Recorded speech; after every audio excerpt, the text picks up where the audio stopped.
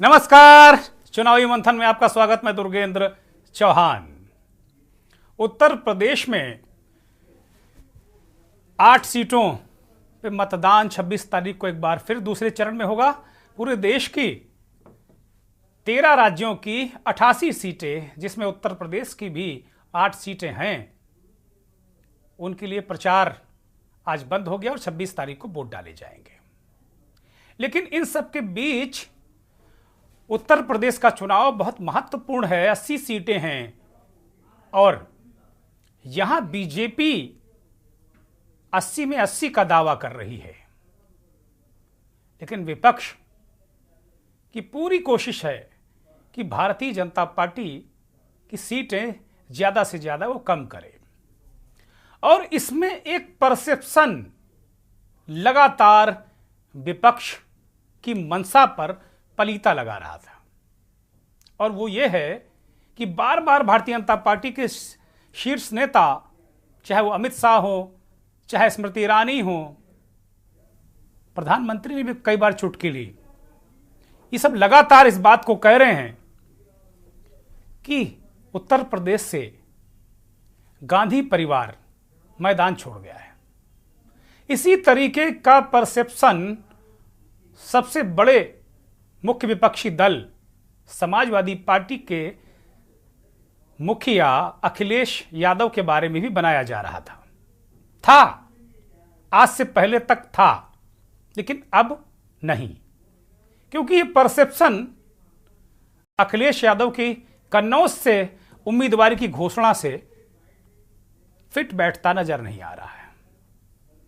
अखिलेश यादव की उम्मीदवारी का ऐलान हो गया। कल 25 तारीख को वो नामांकन करेंगे कन्नौज से। सोमवार को ही अखिलेश यादव के भतीजे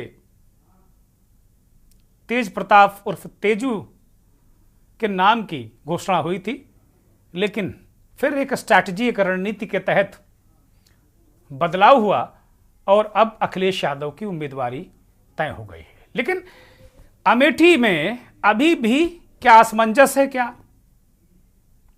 विपक्ष और खासतौर पर कांग्रेस पार्टी क्या अमेठी और रायबरेली से पलायन कर गई है? क्या ये बार बार प्रश्न विपक्षी दल पर जो सत्ताधारी दल है वो उठा रहा है। बीजेपी के बड़े नेता ये कह रहे हैं कि भाई अब राहुल बाबा के दिन गए, अमित शाह साहब का ये कहना है। लेकिन जो इंटरनल खबरें आ रही हैं उससे एक बात निकलती नजर आ रही है कि 26 तारीख के मतदान के बाद 26 की रात तक या 27 की सुबह तक, क्योंकि वायनाड में भी मतदान है जहां से राहुल गांधी चुनाव लड़ रहे हैं, तो 26 की देर रात या 27 की सुबह तक यह खबर है कि राहुल गांधी कि अमेठी से उम्मीदवारी घोषित हो जाएगी और प्रियंका गांधी भी रायबरेली से चुनाव लड़ेंगे। इस बीच भारतीय जनता पार्टी की तरफ से एक और नाम फिजा में उछाला गया है और वो है वरुण गांधी का।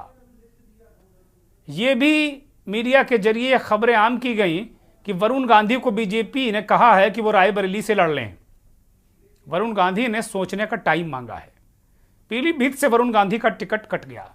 वरुण को लेकर तमाम कयास थे, वो निर्दलीय लड़ेंगे, कांग्रेस से लड़ेंगे, बीजेपी से लड़ेंगे, क्या करेंगे, लेकिन बीजेपी ने कहा कि भाई अब यहीं पे लड़ो, प्रियंका गांधी, राहुल गांधी, जिसके खिलाफ लड़ना है लड़ो। राहुल गांधी अगर अमेठी से लड़ते हैं तो वहां से स्मृति ईरानी मोर्चा लिए हुए हैं। रायबरेली का मैदान वरुण गांधी के लिए बीजेपी ने खाली कर दिया है, या यूं कहें कि उसके मैदान में उन्हें उतरने के लिए खुला मैदान छोड़ दिया है। तो ये एक खबर है। अब इसमें कितनी सच्चाई है, क्या है, वरुण गांधी जानते हैं, भारतीय जनता पार्टी का नेतृत्व तो जानता है। लेकिन अगर इसमें 1% भी सच्चाई है तो गांधी परिवार को, गांधी परिवार के किसी नुमाइंदे से मुकाबला बीजेपी कराने की इच्छा जरूर रखती होगी, और ये बड़ा ही दिलचस्प होगा अगर ऐसा हुआ तो आज चुनावी मंथन में हम इस बात का जिक्र करेंगे कि क्या बीजेपी विपक्ष को चक्रव्यूह में फंसाने की कोशिश कर रही है, या बीजेपी ने पूरे विपक्ष को उत्तर प्रदेश में चक्रव्यूह में घेर दिया है क्या? क्या विपक्ष चक्रव्यूह में फंसा है? बड़ा सवाल।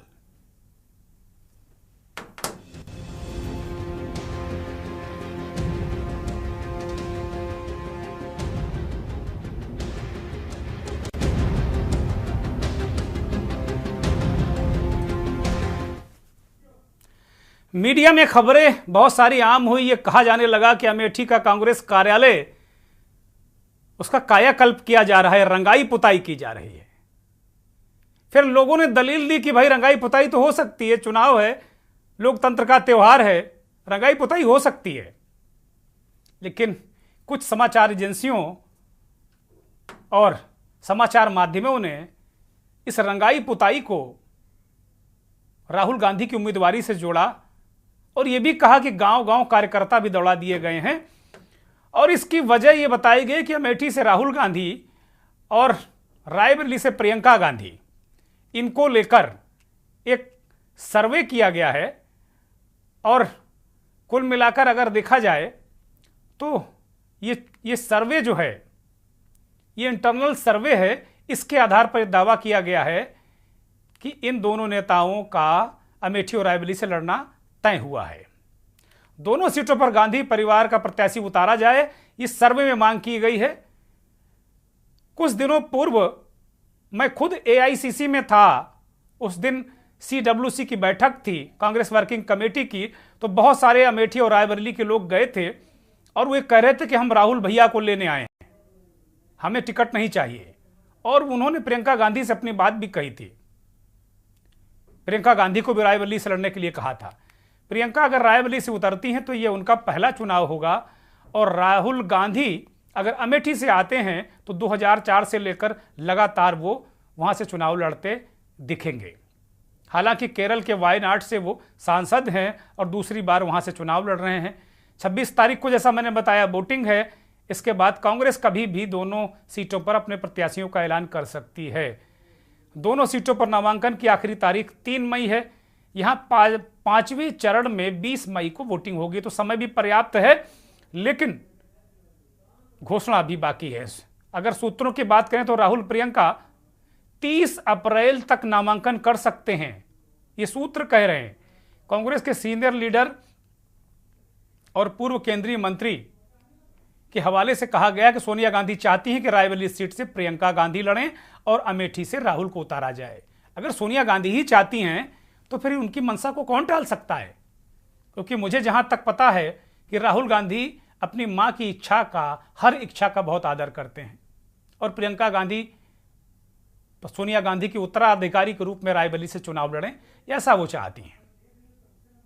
कह रहे हैं कि राहुल और प्रियंका तैयार नहीं थे, लेकिन सोनिया गांधी के फरमान के बाद अब दोनों तैयार हैं। तो ये पूरी परिस्थिति है। हमारे सहयोगियों ने अमेठी, रायबरेली और कन्नौज तीनों जगह पॉलिटिकल लोगों से बात की और जनता से बात की। तो पहले अमेठी में क्या दृश्य सामने निकला, क्या बातें सामने आई, वो आपको सुना देते हैं।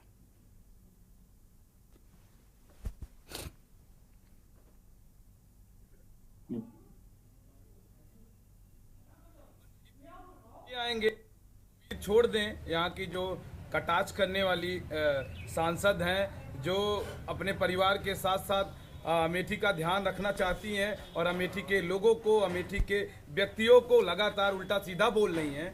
तो ऐसे लोग अपनी बाड़ी पे विराम दें, अपने एक सांसद पद की गरिमा बनाए रखें। जिस तरीके से राहुल जी को अनाप शनाप आप बोल रही हैं, आपका बोलना उचित है? बताइए, आप आवारा बोल रही हैं राहुल जी को। आप एक बताइए, एक यूनिवर्सिटी में पढ़ के आए हैं, उस यूनिवर्सिटी तक, जिस यूनिवर्सिटी से पढ़े हैं ना, उसकी गरिमा भी बनाइए। राहुल जी देश के नेता हैं, उस परिवार ने कुर्बानी दिया, अपने पिताजी को शहीद किया और अपनी दादी जी को शहीद किया। पता नहीं कितने परिवार को बना के रख दिया कि जो देश में आज हम पंचायती व्यवस्था देखते हैं, ये जो देश में हमारी राशन कार्ड की व्यवस्था है, जो ये कहते हैं फ्री राशन दे रहे हैं। अरे 2 रुपए किलो था, मिट्टी का तेल भी था और चीनी भी था, आपने उसको भी खत्म करने का काम किया। विचारधारा ये है कि राहुल गांधी का पुश्तैनी घर है, यहाँ इनके कई पुस्त के लोग चुनाव लड़े हैं, इसलिए उनको लड़ना चाहिए और चुनाव भारी मतों से जीतेंगी। जनता में एक है कि नहीं, राहुल जी को अमेठी से लड़ना चाहिए। इस बार अमेठी की जनता जो है उनकी तरफ रुख किया है, जो कि दिखाई दे रहा है कि 90% मतदान राहुल के पक्ष में। अमेठी का सन्नाटा बता रहा है कि तूफान आने वाला है। आपको खुद पता होना चाहिए कि रंगरोगन से नहीं, और हम लोगों को पूर्ण विश्वास है कि यहाँ से हमारे गांधी परिवार के सदस्य आएगा जरूर। राहुल जी लड़ेंगे यहाँ चुनाव। मैं आश्वस्त हूँ, हम लोग सब पूरे कार्यकर्ता जितने हैं सब आश्वस्त हैं कि राहुल जी ही चुनाव लड़ेंगे। सुना आपने, कार्यकर्ता कह रहे हैं कि भाई ये सन्नाटा बता रहा है कि तूफान आने वाला है। तूफान कौन है, राहुल गांधी या कोई और, देखा जाएगा। रायबरेली इंदिरा गांधी की कर्म भूमि। मुझे अच्छी तरह याद है जब 2004 में सोनिया गांधी ने रायबरेली के जीआईसी मैदान में नामांकन के बाद रैली की थी, तो मैं उस रैली का साक्षात गवाह था और उस रैली का गवाह मैं हूं। मैंने कवर किया था उस रैली को। उस रैली में सोनिया गांधी ने कहा था, रायबरेली की जनता को आश्वस्त किया था कि ये जो रिश्तों की डोर है ना, उनके शब्दशः मैं आपको बता रहा हूं, सोनिया गांधी ने कहा था कि रिश्तों की डोर कभी टूटेगी नहीं। उस मंच पर राहुल और प्रियंका भी बैठे थे। सोनिया गांधी ने कहा था कि जब तक मेरा जीवन है, अब रायबरेली से, अपनी सास की कर्मभूमि से हम रिश्तों की डोर नहीं तोड़ेंगे। ये बात कही थी, ये जबान दी थी, ये वचन दिया था सोनिया गांधी ने कि हमारा परिवार और हम स्वयं रायबरेली से रिश्तों की डोर नहीं तोड़ेंगे। इंदिरा जी के बाद लंबे समय तक कोई गांधी परिवार का व्यक्ति रायबरेली से नहीं चुनाव लड़ा और बाद में 2004 में जब राहुल गांधी अमेठी गए तो सोनिया गांधी अमेठी से रायबरेली आ गई। तब से लगातार वो सांसद थी और मौजूदा सांसद अभी भी हैं। वो अब राज्यसभा की सांसद हैं, इस्तीफा दे चुकी हैं लोकसभा से, अब राज्यसभा से वो सांसद हैं राजस्थान से। लेकिन उन्होंने ये बात कही थी, जो खबरें हैं शायद इसी वजह से सोनिया गांधी ने ये जिम्मेदारी, ये रिश्तों निभाने के लिए, ये रिश्तों की डोर मजबूत करने के लिए क्या प्रियंका गांधी को मैदान में उतारेंगे? रायबरेली के लोग क्या सोच रहे हैं, सुनिए जरा।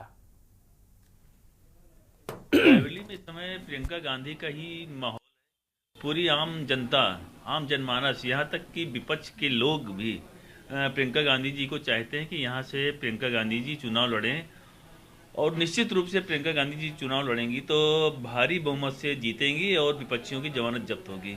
देखिए, लोग एकदम आतुर हैं कि प्रियंका जी यहाँ से चुनाव लड़ें, पूरी जनता की मांग है। और अब की लगता है जिस तरह माहौल है रायबरेली और देश का, एक तरफा चुनाव होगा रायबरेली में, कहीं कोई आसपास नहीं आने वाला। और गांधी परिवार की सीट रही है, पारिवारिक रिश्ता रहा है, एक शताब्दी से ज़्यादा, 1921 से लेके आज 2024 है, ये पारिवारिक रिश्ता है।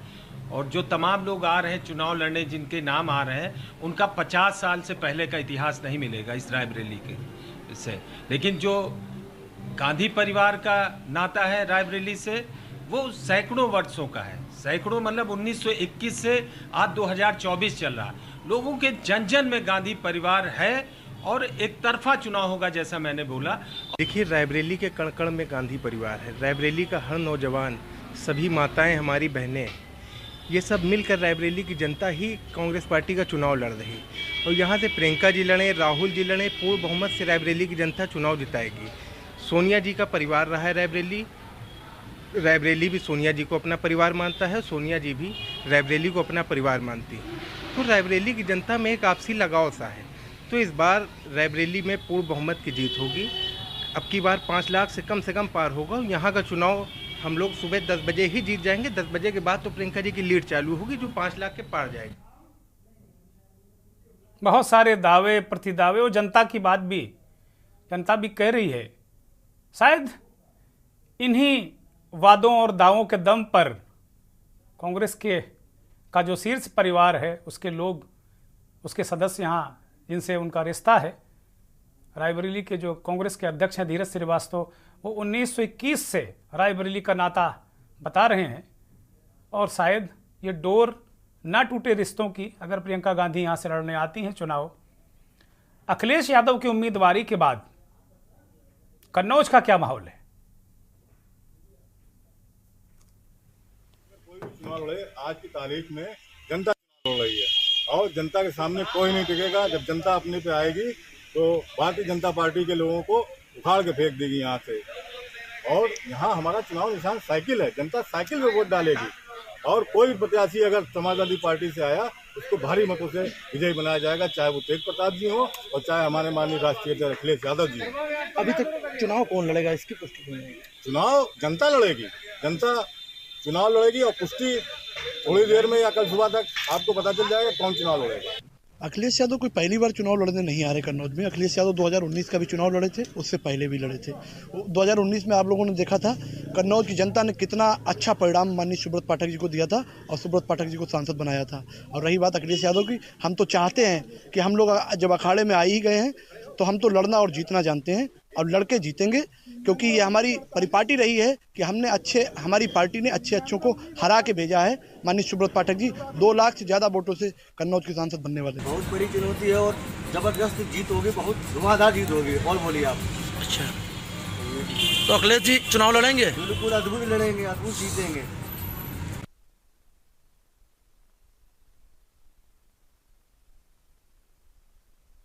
सांसद सुब्रत पाठक का रिएक्शन अखिलेश यादव की उम्मीदवारी पर। अखिलेश जी से मैंने पहले कहा था मजाक मत करिए, आप अखिलेश जी आइए चुनाव लड़िए, तो चुनाव गंभीरता से हो यहाँ के ऊपर। और हमने पहले ही आपसे कहा था आप किसी को भी लड़ाने के लिए भेज दोगे कन्नौज से, चुनाव ही नहीं लड़ पाएगा।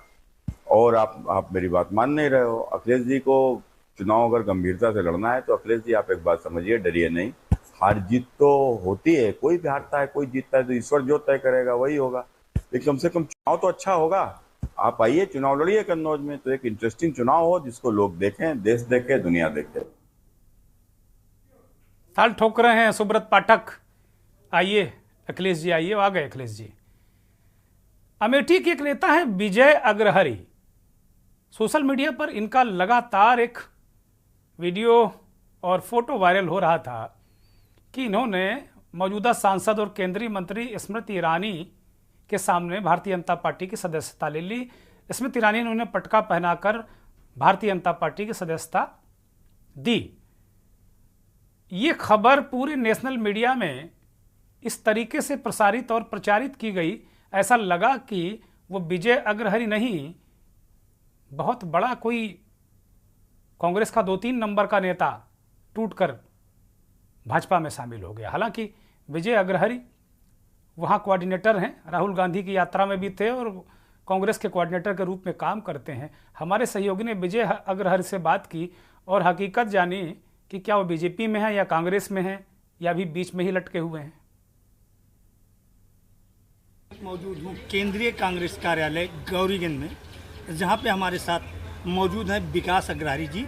हम इनसे बात करेंगे कि जिस प्रकार से कांग्रेस कार्यालय पे पिछले 4-5 दिनों से लगातार जो है रंग रोधन का काम चल रहा है, सफाई का काम चल रहा है, ऐसे में हम इनसे जानना चाहेंगे कि ये कार्यक्रम किस प्रकार से है और क्या देखा जा रहा है। देखिए, जब त्यौहार कोई आता है या घर में कोई प्रोग्राम होता है तो हमारे यहाँ व्यवस्थाएं होती है, हम लोग उसको जो रहता है उसको और बेहतर करने का प्रयास करते हैं। तो ये उसी की परिपाटी है। चुनाव आ चुके हैं, 26 से नामांकन 27 से शुरू हो जाएंगे, राहुल जी की अगवानी हो रही है, तो ये उसी के लिए है कि सारे जो भी चीज़ें हैं तैयार हो रही हैं, रंगारोगन और सफाई। तो क्या लग रहा है इस बार कि राहुल गांधी यहाँ से आ रहे हैं? जी बिल्कुल, राहुल गांधी यहाँ से आ रहे हैं और अमेठी की जनता इस बार स्मृति ईरानी की जमानत जब्त करवाने के लिए तैयार बैठी है। जिस प्रकार से यहाँ पे रंग रोधन का काम चल रहा है, ऐसे में लोग ये कयास लगाए हुए हैं कि हो न हो 26 तारीख को राहुल गांधी अमेठी में उनका जोरदार स्वागत करने की तैयारी देते हैं। इस पर आप क्या कहेंगे? ये तो स्मृति ईरानी जी सोते जागते उठते बैठते सुबह शाम, जैसे सुबह आदमी उठता ना, सुबह उठता है सबसे पहले भगवान का नाम लेता है, राम जो भी कृष्ण जो भी मानता है। स्मृति ईरानी जब से चुनाव की दुमदुमी बची हुई है, कुछ है तो नहीं, हम ही उठती है राहुल राहुल राहुल। इस पर तो खैर आने जाने पर सवाल भी नहीं पूछा हमारे संवाददाता ने, लेकिन वो ये बात जरूर कह रहे हैं कि स्मृति ईरानी सुबह उठते ही कहते हैं राहुल राहुल राहुल। प्रतिद्वंदी हैं, जवान में अगर नाम आ भी जा रहा है तो एक प्रतिद्वंदी एक दूसरे पर हमले करते हैं, स्मृति जी भी कर रही हैं। चुनावी मंथन में आज हमने राजनीतिक दलों के नुमाइंदों के बजाय हमने आज इस देश के और उत्तर प्रदेश के बहुत ही वरिष्ठ पत्रकारों, राजनीतिक विश्लेषकों को आमंत्रित किया है, और ख़ास तौर पर उन लोगों को जो कम से कम गांधी परिवार की राजनीति को फॉलो करते रहे हैं और उत्तर प्रदेश में समाजवादी पार्टी विपक्ष की राजनीति को समझते रहे और अच्छे तरीके से उसे कवर भी करते रहे हैं। राजनीतिक विश्लेषक सुशील दुबे जी हमारे साथ जुड़े हैं, स्वागत, बहुत धन्यवाद। वरिष्ठ पत्रकार विश्लेषक मनोज मिश्रा जी हमारे साथ जुड़े हैं, आपका भी बहुत स्वागत, बहुत धन्यवाद। उपमेंद्र सिंह, बहुत ही वरिष्ठ पत्रकार, राजनीतिक विश्लेषक, रायबरेली से हमारे साथ जुड़े हैं। उपमेंद्र लगभग 20 वर्षों से गांधी परिवार की राजनीति को फॉलो करते हैं, कवर करते हैं, दैनिक जागरण समेत तमाम वरिष्ठ पदों पर रहे हैं और लगातार चीज़ों को करते रहे हैं। महेंद्र सिंह जी हमारे साथ जुड़े हैं, बहुत ही वरिष्ठ पत्रकार हैं, आपका बहुत स्वागत, बहुत धन्यवाद। थोड़ी देर में कुछ और लोग जुड़ेंगे। मंथन की शुरुआत उपमेंद्र से करते हैं। उपमेंद्र, आपके पास आ रहा हूं। चूंकि रायबरेली और अमेठी को लेकर पूरे देश में एक जानने के लिए एक लोग सोच रहे हैं कि भाई यहां से कौन लड़ेगा, और बीजेपी को भी चिंता है काफ़ी। बीजेपी के शीर्ष नेता कह रहे हैं कि अब मैदान छोड़कर भाग गए गांधी परिवार के लोग। लेकिन जो खबर है, जो चर्चा चल रही है, बहुत सारी चीज़ें अब बहुत साफ होती नजर आ रही हैं उपमेंद्र, कि गांधी परिवार के सदस्य अमेठी और रायबरेली से चुनाव लड़ेंगे। आप वहाँ ग्राउंड जीरो पर हैं, क्या चर्चा है, क्या स्थिति है, क्या परिस्थिति है, क्या अंदर की क्या खबर है उपमेंद्र? प्रियंका गांधी के लड़ने के चांसेस काफी हद तक हैं और वो नियर फाइनल भी है उनका लड़ना जी। उसकी तैयारी कांग्रेस अपने स्तर पे कर रही है। भाजपा भी सिर्फ उनके टिकट के घोषणा का इंतजार कर रही है। दोनों तरफ से तैयारियां पूरी हैं, चर्चाएं काफी ज्यादा है, लेकिन माना यह जा रहा है प्रियंका के आने के बाद कोई न कोई स्थानीय नेता ही भाजपा उतारेगी। फिलहाल चर्चाएं कही है, प्रियंका गांधी का लड़ना कांग्रेस सूत्रों के हवाले से कन्फर्म है। नहीं उपमेंद्र, अगर प्रियंका लड़ती हैं तो स्थानीय नेता के उतारने का क्या गणित हो सकता है, और अगर प्रियंका नहीं लड़ती हैं तो क्या कोई बाहरी नेता आएगा? क्या गणित क्या है लोकल में, वहां जो स्थानीय स्थितियां परिस्थितियां राजनीतिक हैं वो क्या कह रही हैं? ये कांग्रेस का गढ़ है, इसमें कोई सवाल नहीं है। और कांग्रेस का होने के बारे का कारण भी सबसे बड़ा ये है कि यहाँ जो उद्योग वगैरह जो भी बड़े कारखाने लगे हैं वो सब कांग्रेस के रिजीम में ही लगे हैं, और कुछ हुआ छोटे काम चाहे जो हुए, बड़े काम जो हुए कांग्रेस के हुए। दूसरी चीज, एक सबसे बड़ी चीज रही है कि जब भी रायबरेली में दूसरे लोगों का नेतृत्व मिला, चाहे वो भाजपा का मिला हो या इसके राजनारायण जी यहाँ से चुनाव जीते थे, हेल्थ मिनिस्टर बने थे सेंटर में जाके, तो वो 1 साल 1.5 साल का पीरियड जो था उस पर भी रायबरेली में कुछ चेंजेस नहीं है। तो यहाँ के स्थानीय लोगों का एक मानना है कि रायबरेली में अगर गांधी परिवार सत्ता में रहे ना रहे, अगर कुछ होगा तो वो बड़ा काम कराएगी तो गांधी परिवार कराएगी। पहली चीज तो ये है जी। दूसरी चीज है कि जो विपक्ष में नेता आते भी, जैसे विनय कटियार जी लड़े रायबरेली में, यहाँ पे विनय कटियार लड़े हैं, ये 99 का चुनाव लड़े कैप्टन के सामने जी। तो उसको महज 3.93 वोट मिलना है, 3.93 वो प्रतिशत वोट मिला था जी जी। तो एक भाजपा ने जो प्रयास किया एक बड़ा फेस देने के लिए, वो भी उस समय सफल नहीं हुआ। तो इन चीजों को देखते हुए माना जाता है। लेकिन उपमेंद्र अब भाजपा बदल गई। उपमेंद्र, मैं रोक रहा हूं आपको, जरा एक सवाल आप ले लीजिए इसमें। अब भाजपा बदल गई, वो 99-98 वाली भाजपा नहीं है, अभी नरेंद्र मोदी अमित शाह की भाजपा है। ये चुनाव जीतने की आदत है इस भाजपा को, ये लड़ना चाहती है। इसके परिप्रेक्ष्य में अगर देखें आप तो किस तरह देखेंगे? नहीं, अगर इस परिप्रेक्ष्य में देखें कोई बड़ा फेस लाते हैं, भाजपा लाती है कोई बड़ा फेस जिसमें यहाँ के लोग विश्वास हो ना, जो डेवलपमेंट रुकेगा गांधी परिवार से वो दूसरा करा देगा। अगर ऐसी स्थितियां बनेगी तो निश्चित रूप से चुनाव बड़ा रोमांचक होगा, निश्चित तौर पर। और एक चर्चा और उपमेंद्र, अभी मुझे लगता हो सकता चंडू खाने की चर्चा हो, लेकिन हम लोग 1% उसको मान रहे हैं कि वरुण गांधी की बात आ रही कि भाई वरुण गांधी से बीजेपी ने कहा कि आप लड़ लो रायबरेली। क्या ऐसा संभव है क्या? और क्या वरुण गांधी तैयार हो जाएंगे रायबरेली से लड़ने के लिए प्रियंका गांधी या अपने ही परिवार के किसी व्यक्ति के खिलाफ? जहां तक मेरा मानना है कि कुछ दिन पहले एक वरुण गांधी का सोशल मीडिया पे बयान आया था कि अगर मुझे चुनाव लड़ना होता तो मैं पीलीभीत क्यों छोड़ता, मैं कहीं ना कहीं चुनाव लड़, रायबरेली चुनाव नहीं लड़ना है मुझे। उन्होंने का नाम तो नहीं लिया, लेकिन उन्होंने एक बात जरूर कही कि जब पार्टी अगर मुझे लड़ना होता तो मैं पीलीभीत से लड़ता। तो जब पीलीभीत से मैं नहीं लड़ रहा हूँ, मैं अपनी माँ के क्षेत्र में काम कर रहा हूँ, तो ऐसी स्थिति में लोकसभा चुनाव लड़ने का कोई रीजन दिख नहीं रहा है। चर्चाएं जरूर वरुण गांधी को लेकर है। ठीक बात है। और आपके पड़ोस में अमेठी, क्या आप मुतमईन हैं कि राहुल गांधी वहां से आएंगे या नहीं लग रहा आपको कि रॉबर्ट वाड्रा की भी चर्चा है, उनके भी पोस्टर वोस्टर लग गए वहां उपेंद्र? नहीं, देखिए जब अभी राहुल गांधी का जो ज्वाइंट कॉन्फ्रेंस थी गाजियाबाद में अखिलेश जी के साथ, उनसे जब अमेठी की बात कही गई तो उन्होंने एक बात कही कि संगठन चाहेगा या पार्टी चाहेगी तो मैं जरूर जो चाहेगी मैं वो करूंगा जी। और उसके बाद से ही अमेठी की एक आबो हवा बदली है जी, खास तौर से राहुल गांधी को लेकर। वाड्रा को लेकर उतना नहीं है, लेकिन राहुल गांधी को लेकर बहुत चेंजेस है वहां पे। और भाजपा भी बहुत गंभीरता से इस बात को ले रही है। स्मृति ईरानी जी लगातार वहां कैंपेनिंग कर रही हैं और इतना करने के बाद भी वो उनकी नजर राहुल गांधी के सभी क्रियाकलापों पे है जो भी कांग्रेस वहां कर रही है। ऐसा क्यों? राहुल गांधी तो बहुत बुरी तरीके से चुनाव हार गए, अब बीजेपी करेगी, राहुल गांधी को नकार दिया अमेठी ने, अब तो बिल्कुल वो उन्होंने विश्वास खो दिया जनता का। फिर भी आप उपेंद्र ये कह रहे हैं कि राहुल गांधी को लेकर हलचल है, ये क्यों हलचल है उपेंद्र?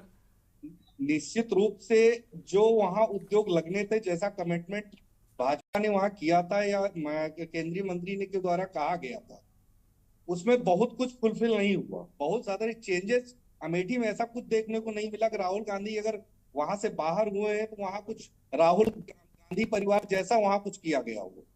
अभी हाल में ही एक प्रकरण वहां उठा था हॉस्पिटल को लेके, संजय गांधी हॉस्पिटल जी, जिसमें बड़ा विवाद हुआ। और उस समय जो एक जन आंदोलन हुआ था जिसमें बैकफुट पे सरकार को जाना पड़ा, बहुत सारे आरोप लगे, प्रत्यारोप लगे, जो जन समुदाय उतरा सड़क, उसने ये मैसेज जरूर दे दिया कि गांधी परिवार की अभी पकड़, उनकी चाहत लोगों की वहां पे बराबर बरकरार है, उसको इन 5 सालों में खत्म नहीं किया जा सकता। ठीक बात है, बड़ी महत्वपूर्ण बात है। उसमें वरुण गांधी ने भी ट्वीट किया था कि मेरे पिता के नाम पर अस्पताल है इसलिए उसके साथ ऐसा व्यवहार किया जा रहा है। और उसी के बाद लोग कहते हैं कि वरुण गांधी के टिकट ना मिलने के ताबूत में अंतिम कील बीजेपी ने ठोक दी, ऐसा कहा जाता है। एक ब्रेक ले रहा हूं, ब्रेक के बाद मंथन जारी रहेगा। आप देख रहे हैं के न्यूज, खबरों का सारथी।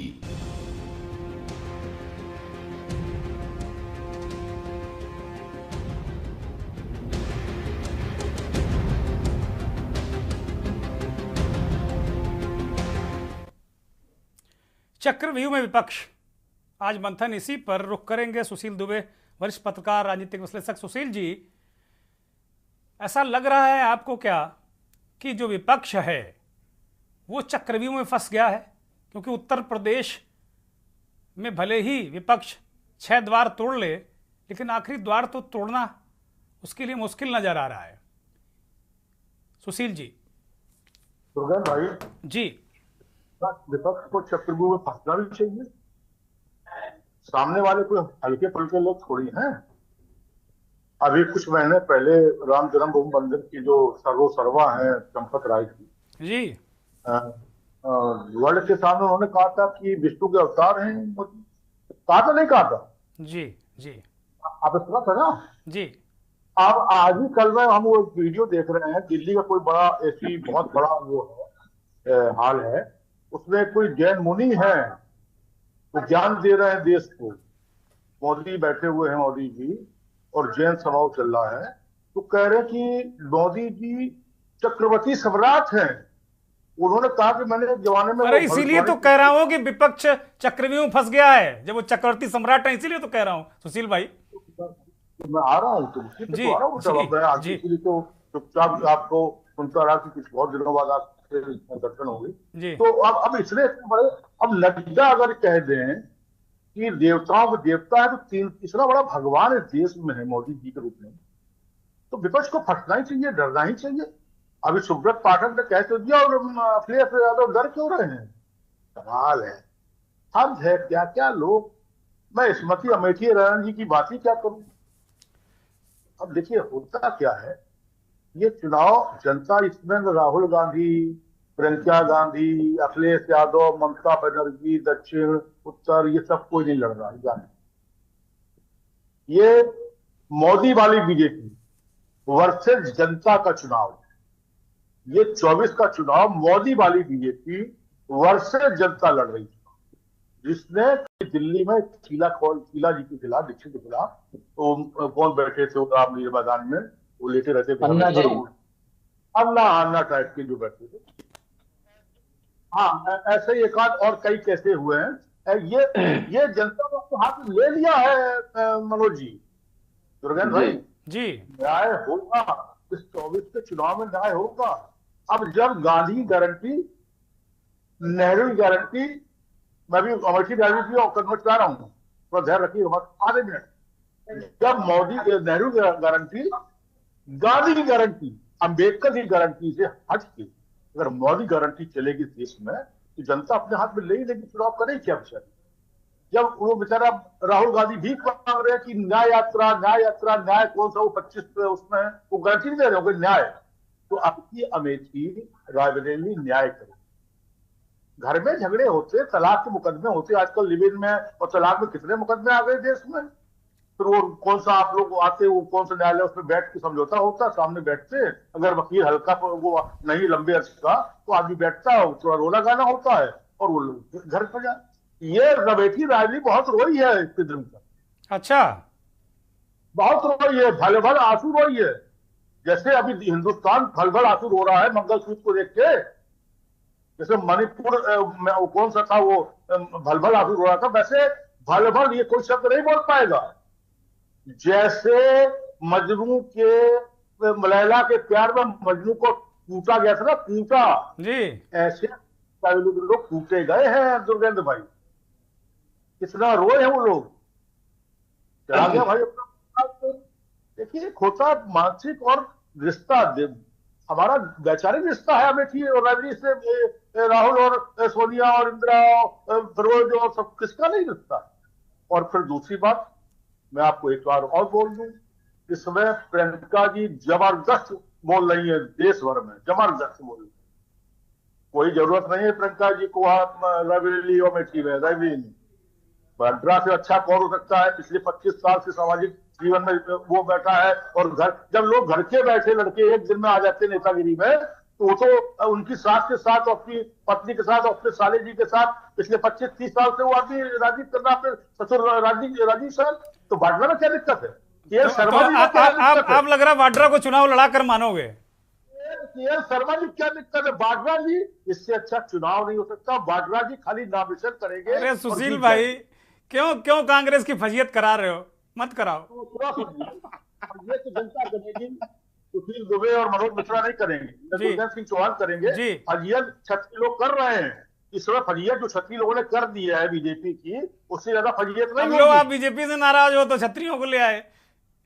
जो आप फजीयत आपने कहा, तो फजीयत का शिक्षा समझ नहीं मिलेगा।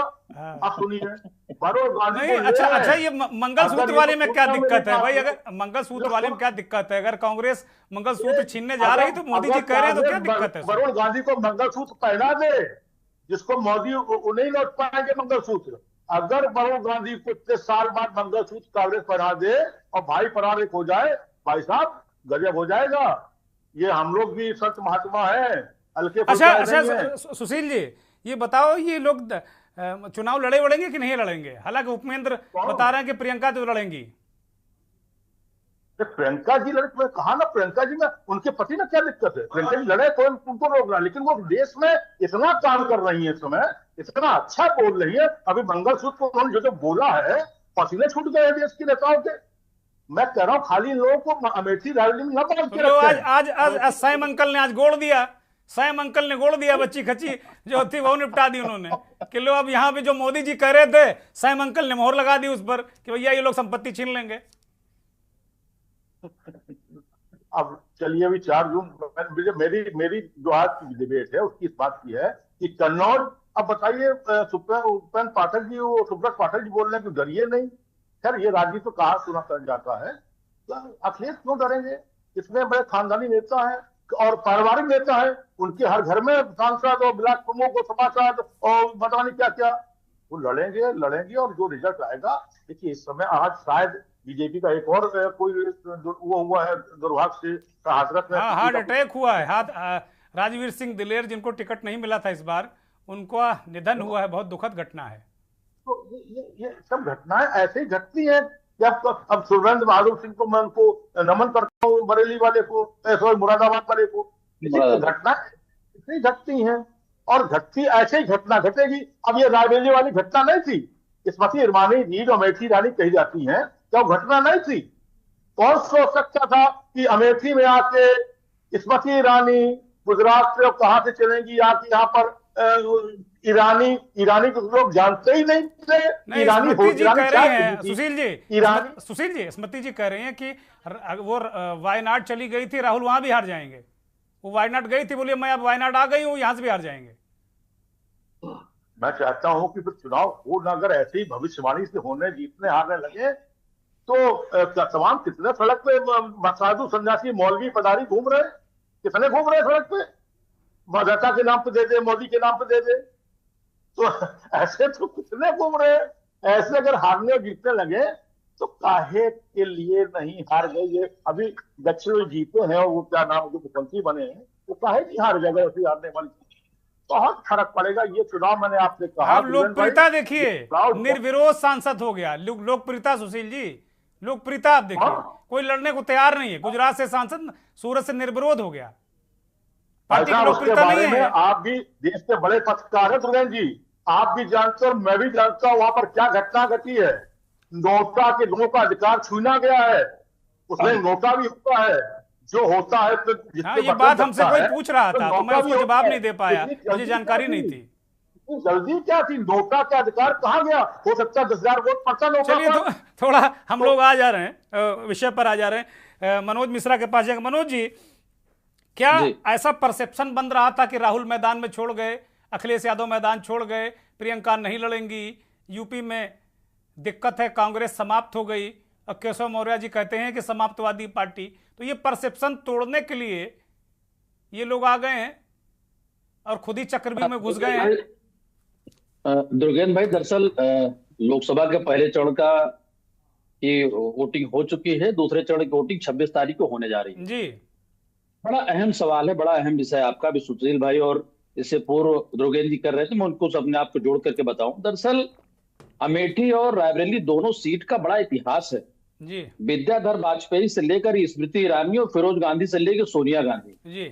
और ये उत्तर प्रदेश के या 2 लोकसभा सीट का नहीं है, ये मुझे लगता है देश की आजादी के बाद ये पूरे देश में हमेशा चर्चा, कोई पहली बार नहीं रही।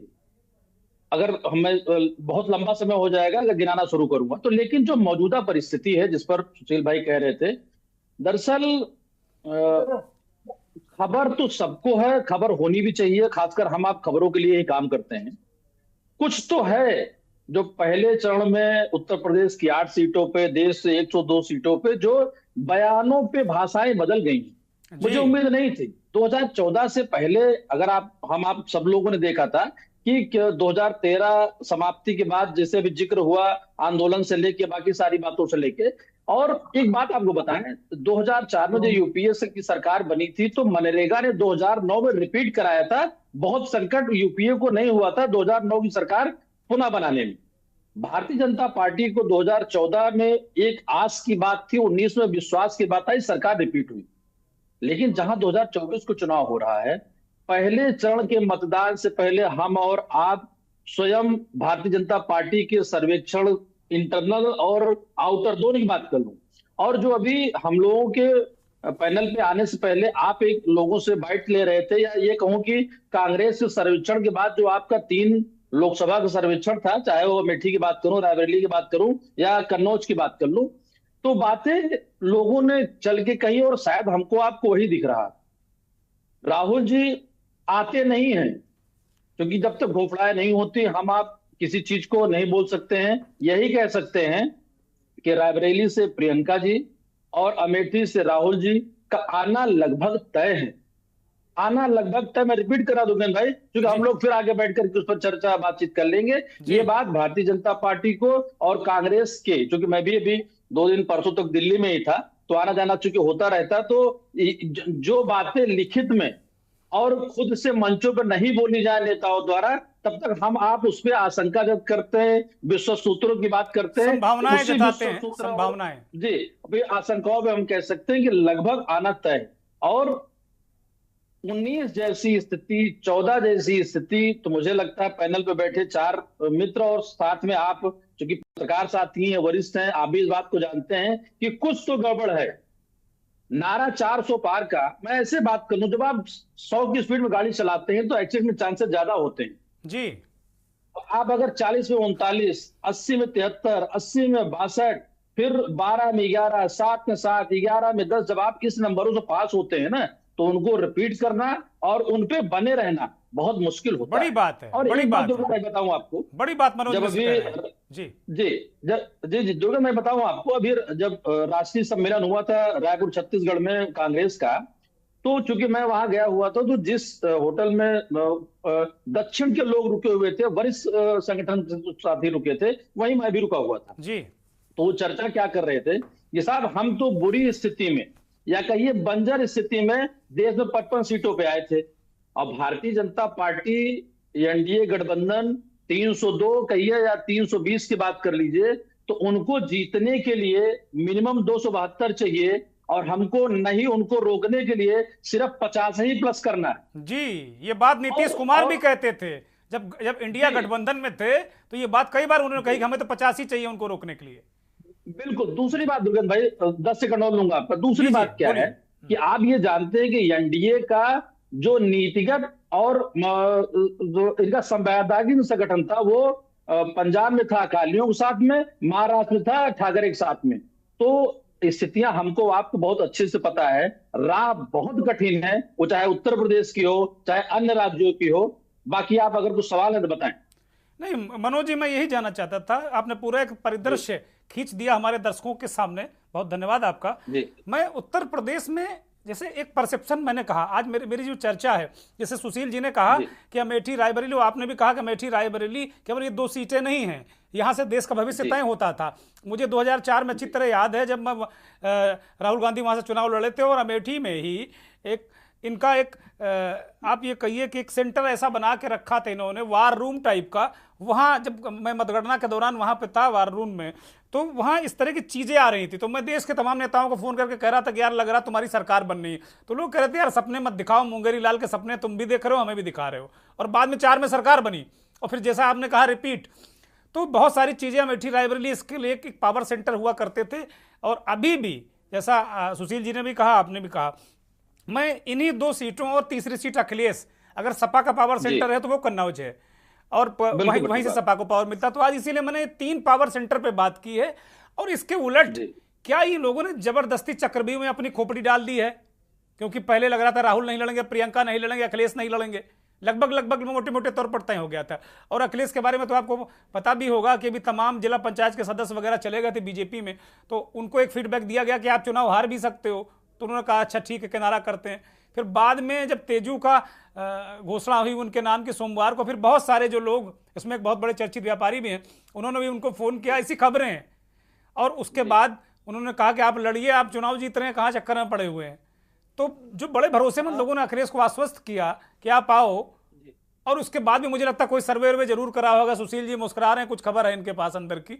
तो अब कुल मिलाकर क्या ये चक्रव्यूह में फंसे हैं, फंसाया गया है, या इन्होंने खुद ही खोपड़ी डाल दी कि 7वां द्वार हम तोड़ देंगे इस बार? नहीं दुर्गेश भाई, दरअसल क्या है कि तू डाल तो मैं पात, ये इस बार लगातार हम लोग देख रहे हैं, प्रत्याशियों को उतारने में, फिर प्रत्याशियों को बदलने में, फिर पुनः प्रत्याशियों को उतारने की इंतजार करने में।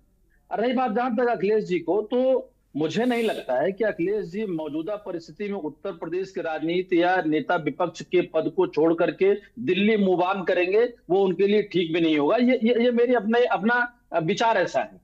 बाकी रही बात कन्नौज की स्थिति की मैं बात करूं, तो देखिए होता क्या है कि जनता कभी कभी किसी पर भी, जैसे आजमगढ़ में आप अगर देख ले, मैं इसलिए आजमगढ़ का जिक्र करूंगा, आजमगढ़ या रामपुर जब उपचुनाव हुआ था तो हार का अंतर और हार के परिणाम के बाद जो बसपा प्रत्याशी वहां पे तो आज पर कहां पर हैं, किसकी तरफ और कैसे हैं, अगर आप उसको जातिगत देखेंगे, वोटिंग परसेंटेज से देखेंगे तो आपको पता चल जाएगा। यही कमोवेश स्थिति कन्नौज में अखिलेश जी की है या उनसे परिवार से जुड़े हुए लोगों की है।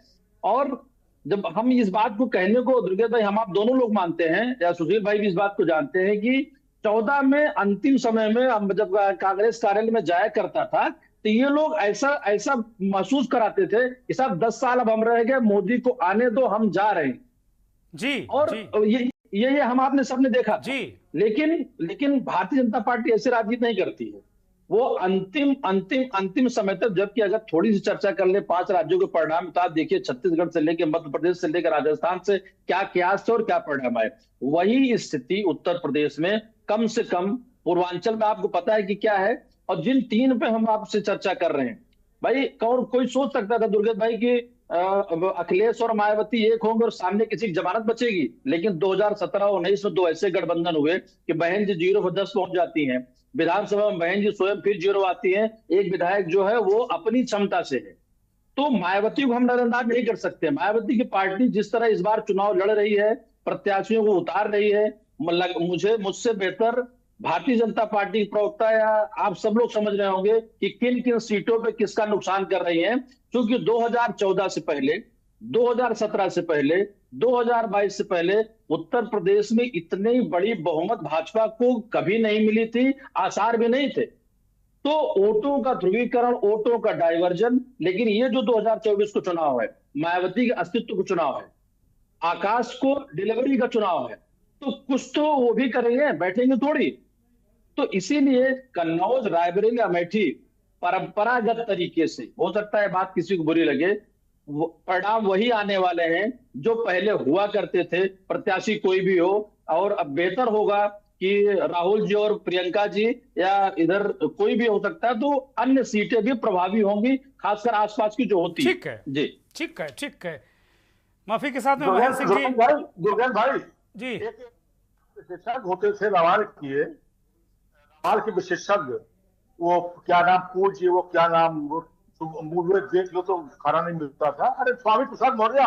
अच्छा, कहाँ है पूर्वांचल में, कहाँ पीटीएम, जेडीएम, यूडीएम, कौन सी संस्था बनी है? उसमें एक अबोसी भी है, जूनियर जिन्ना ओवैसी भी है। अब की रोए ये लोग परेशान रहे कि हम वोट गिने कहाँ से। एक होता है सलमान खान की गोली कहाँ से वो करे और कहाँ से हम, ठीक बात है। अब तो वैसी के वही हाल होगा वैसी का। मैं महेंद्र सिंह जी को ले लूं, काफी देर से वो इंतजार कर रहे हैं, लगभग 1 घंटा होने जा रहा है। महेंद्र सिंह जी, मैं आपके पास आ रहा हूँ। जी, कुल मिलाकर अगर देखा जाए बड़ी महत्वपूर्ण चर्चाएं हुई, और चर्चा ऐसी हुई कि मैं बीच में काट भी नहीं सका, चूंकि बड़ी इंटरेस्टिंग बात सुशील जी भी कर रहे थे, उपमेंद्र और मनोज जी ने भी बातें रखी। तो अब बड़ी इन्होंने कहा कि भाई मायावती के अस्तित्व का चुनाव है। मैं फिर वही सवाल उलट के आपको करता हूं जो मैंने सारे लोगों से लगभग किया है कि किन्होंने गर्दन चक्रव्यूह में डाल दी है, इससे कुछ असर पड़ेगा इनके पार्टियों को, बीजेपी को नुकसान होगा, क्या होगा? इस पे जरा अगर कुछ इनपुट हो आपके पास तो रखिए।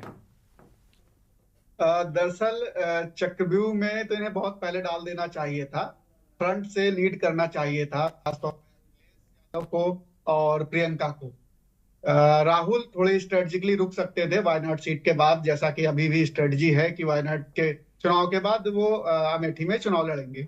लेकिन केंद्रित करना चाहिए था प्रियंका गांधी को यूपी में, और अखिलेश यादव को निश्चित तौर पर लीड करना चाहिए था। एक वजह यह है कि अखिलेश यादव, अब जब मुलायम सिंह जी नहीं है तो अखिलेश यादव सर्वोच्च नेता है पार्टी के, उनकी आवाज दिल्ली में होनी चाहिए। अगर आपकी पार्टी को आप राष्ट्रीय परिदृश्य में, जहां से यूपी से केंद्र की सत्ता की बागडोर होती है, तो एक तो यह कि ये देर से आया, बहुत हिचकिचाहट के साथ इन्होंने फैसला लिया, जब वहां के कार्यकर्ताओं ने घेरा तब लिया फैसला, तो इनको बहुत पहले ले लेना चाहिए था फैसला, इसका फर्क पड़ता।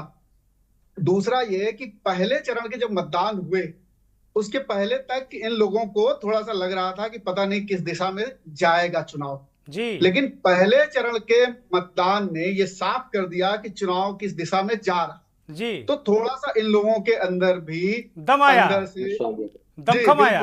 जी बिल्कुल दमखम आया और इन्होंने अपनी स्ट्रेटजी फिर बदली 360 डिग्री। बिल्कुल। और उसके बाद अब ये हो रहा है कि अब राहुल गांधी वहां से लड़ेंगे और प्रियंका गांधी रायबरेली से लड़ेंगी। अखिलेश ने भी अपनी सीट कार्यकर्ताओं के दबाव में सही लड़ रहे हैं। बहुत अच्छा मैसेज जाएगा ये कार्यकर्ताओं के बीच में, एक ऊर्जा आ जाएगी। और दूसरी ये चीज है कि जिस तरीके से बीजेपी ने ट्रैक बदला, आप देखिए कि बयान किस तरीके से बयान आ रहे हैं। मतलब कोई भी व्यक्ति, प्रधानमंत्री जिस तरीके से बयान दे रहे हैं और पूरी पार्टी लाइन जिस तरीके से बयान दे रही है, कोई भी पढ़ा लिखा व्यक्ति तो उसकी सराहना नहीं करेगा कि किस तरीके से बयान आ रहे हैं। कम से कम प्रधानमंत्री के स्तर से नहीं आने चाहिए। तो वो एक बयान इस बात को निर्देशित कर रहे हैं कि बहुत ज्यादा परेशानी में बीजेपी है और उनके पास अब एक ही मुद्दा बच रहा है कि किसी तरीके से धार्मिक ध्रुवीकरण हो जाए और साख बचे। 400 सीटें तो पहले भी नहीं कोई कह रहा था कि 400 सीटें आएंगी, लेकिन ये था कि सरकार रिपीट हो सकती है। अभी की स्थिति ये लग रही है कि सरकार रिपीट होने में भी शायद दिक्कत आएगी। अगर इसी मैसेज को विपक्षी पढ़ लें और पूरे दमखम के साथ, अभी भी बहुत निराशा में चुनाव लड़ रहे थे। कहीं भी आप देखोगे विपक्ष मतलब उस तरीके से जैसा चुनाव लड़ना चाहिए था, पूरे दमखम के साथ एकदम फ्रंट फुट पे खेलते हुए नहीं कर रहे थे। हालांकि मुद्दे पकड़ रहे थे और यही मुद्दे काम कर रहे हैं। बेरोजगारी का मुद्दा काम कर रहा, बहुत ज्यादा बेरोजगारी है। वो बच्चे जो 18 साल के थे जब मोदी जी पहली बार चुनाव लड़ रहे थे, उनको पहली बार वोट दे रहे थे, वो 28 के हैं। ना उनको नौकरी मिली ना उनकी शादी हुई, परेशान है। ऐसे महंगाई बहुत ज्यादा है, ऐसे शिक्षा महंगी हो गई है, बहुत ज्यादा महंगी है। 90 करोड़ लोगों को ये कहते हैं कि राशन देते हैं मुफ्त में। 90 करोड़ लोग, आप आंकड़े अगर उठा के देखिए, 97 करोड़ मतदाता है टोटल पॉपुलेशन के 64% मतदाता होते हैं। और ये उनमें से 64%, 90 करोड़ में से जो राशन मिल रहा फ्री, वो निकाले जाएंगे तो 64% वो आते हैं मतदाता। बहुत बड़ी तादाद है, वो भी मतदान केंद्रों पे नहीं जा रही है, जिससे बहुत उम्मीद थी। युवा जा नहीं रहा है। इस बार 64% युवाओं ने, जो फर्स्ट टाइम वोटर्स हैं, उन्होंने रजिस्ट्रेशन नहीं कराया। ये चुनाव आयोग के आंकड़े हैं। तो वो भी वोट डालने नहीं जा रहे हैं, यानी उनमें भी निराशा है। ये सारे आंकड़े बीजेपी को परेशान कर रहे हैं, मोदी जी को परेशान कर रहे हैं कि अब किसी तरीके से चुनाव बचाना। और इसी दौरान अगर विपक्षी पार्टियां एकजुट होकर के अगर फ्रंट से लीड करें, अखिलेश यादव अगर फ्रंट से लीड करें, अभी भी वो बहुत ज्यादा नहीं गया है, अभी यूपी में 8 सीटों के ही चुनाव हुए हैं। अगर फ्रंट से लीड करें पूरे दमखम के साथ, राहुल यादव प्रियंका भी फ्रंट से लीड करें, तो ये बीजेपी को यूपी में घेर सकते हैं। बहुत उनका जो एक अंक है, जो नंबर्स वो कह रहे हैं लाने के लिए कि 60 के आसपास आ जाएंगे, वो 60 के आसपास भी पहुंचना मुश्किल हो जाएगा। ठीक बात है। ऐसे ही आप 2-3 और प्रदेश हैं, आज तो चर्चा नहीं है, लेकिन महाराष्ट्र में लोगों के बीच में यही है कि वो 20-22 में सिमट रहे हैं एनडीए।